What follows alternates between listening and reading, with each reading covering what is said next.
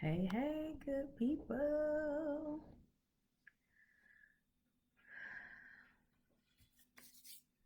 How's everybody?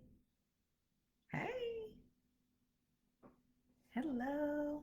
I'm a little late to the party tonight. I know I didn't give us a lot of time to jump on. Hey, Kim.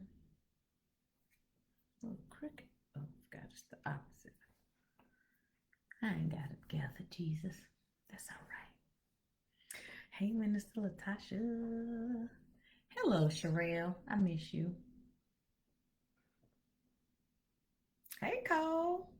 I saw that picture, Aiden. He is so gorgeous. Hey, Renata. Somebody, will somebody please put in Proverbs 16 and 7 on the YouTube? Forget these bags. I'm a little sleepy. Let's go. It's 9 o'clock. So tonight, I'm not going too hard tonight. It's Christmas. You know, I got to be a little sweet.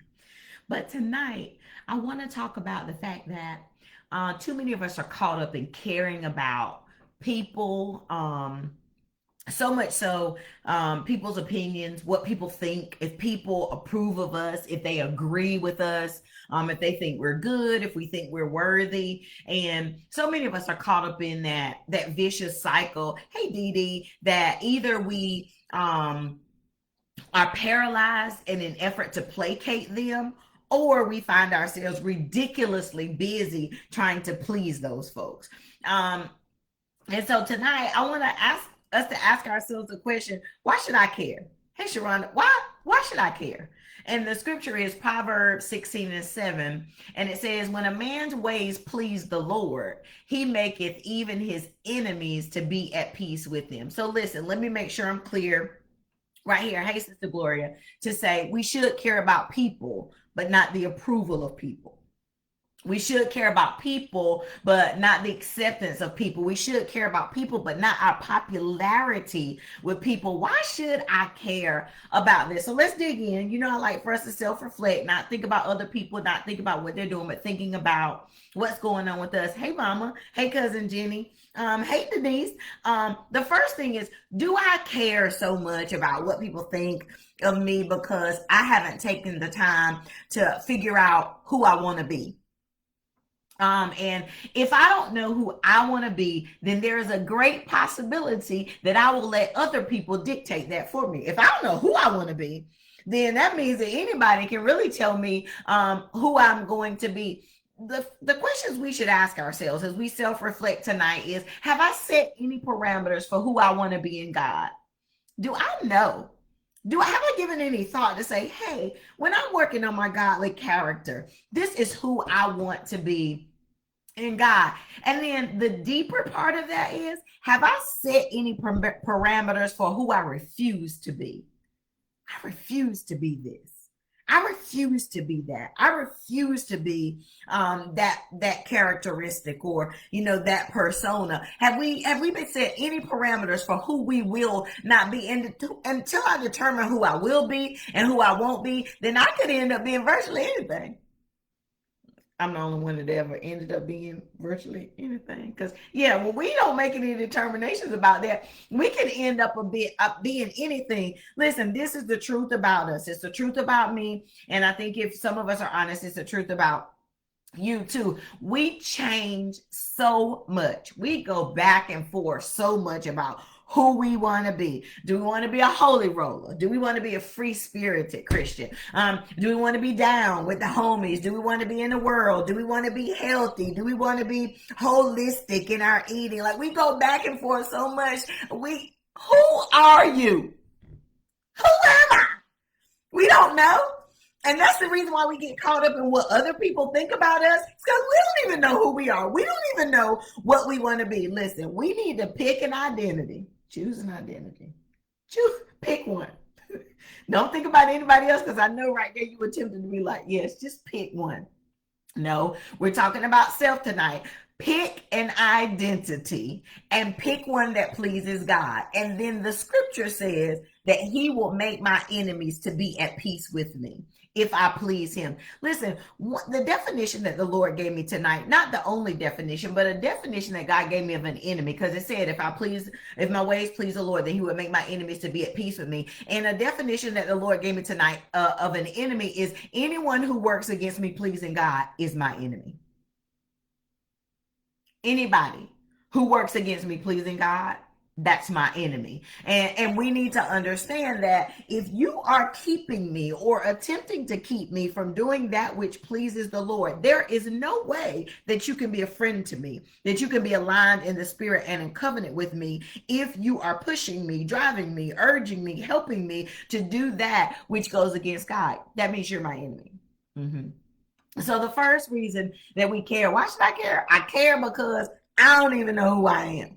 I ain't even figured out. I know my whole grammar just fell apart. The second reason we have to ask ourselves, do I really care so much about what people think about why I'm in this job, or why I live in this neighborhood, or why I'm in this house, or why I ain't got nobody? We worry about what people think. We don't care that we live in the neighborhood. We don't care that we ain't got nobody. We care what people think.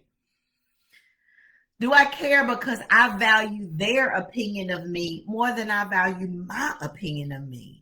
Why does it matter what others think so much? Listen, it's okay to not want to offend people. It's okay to want to be loving and compassionate, and for people to want people to feel that love from you. I want people to feel my love. I want people to feel my compassion. I don't want to offend people unless it's spiritually necessary. But it's another thing altogether to measure our value based on somebody else's yardstick, especially spiritual yardstick.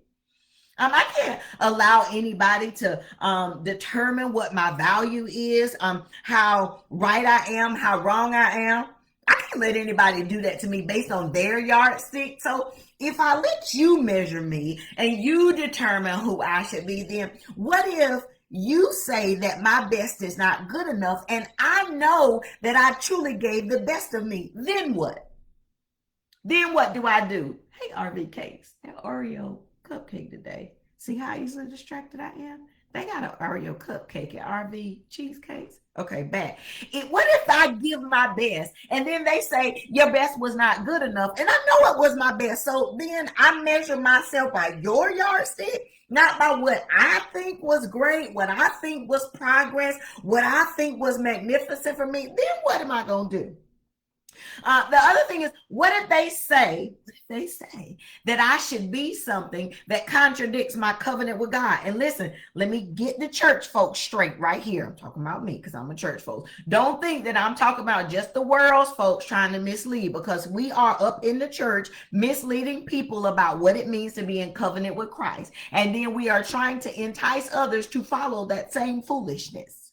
If you don't do this, then you ain't that. You can't hang out with them because they don't do that. Yeah, they go to church, but they don't speak in tongues. Yeah, they go to church, but they wear makeup. Yeah, they go to church, but they listen to contemporary music and we're all gospel, or vice versa. So let's not put it off just on outside the church. It's inside the church. It's all. What if they say that I should be something that contradicts my covenant with God? Then listen, you can't measure me.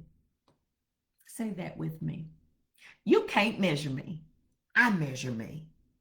You can't measure me. I measure me. And God measures me. And if I please him, guess what? You had better be at peace, because he said that if my ways please him, then he would make my enemies to be at peace. So the best thing that you can do, the best thing that I can do, is let somebody please God, and then I need to go on and be at peace, because I ain't got no say-so over whether or not what they are doing is aligned with God. How do we get to the point? Let's quickly. How do we get to the point that we can be truly delivered from caring about people's opinions and people's thoughts? The first thing is stop lying and saying that I'm over people, because we ain't.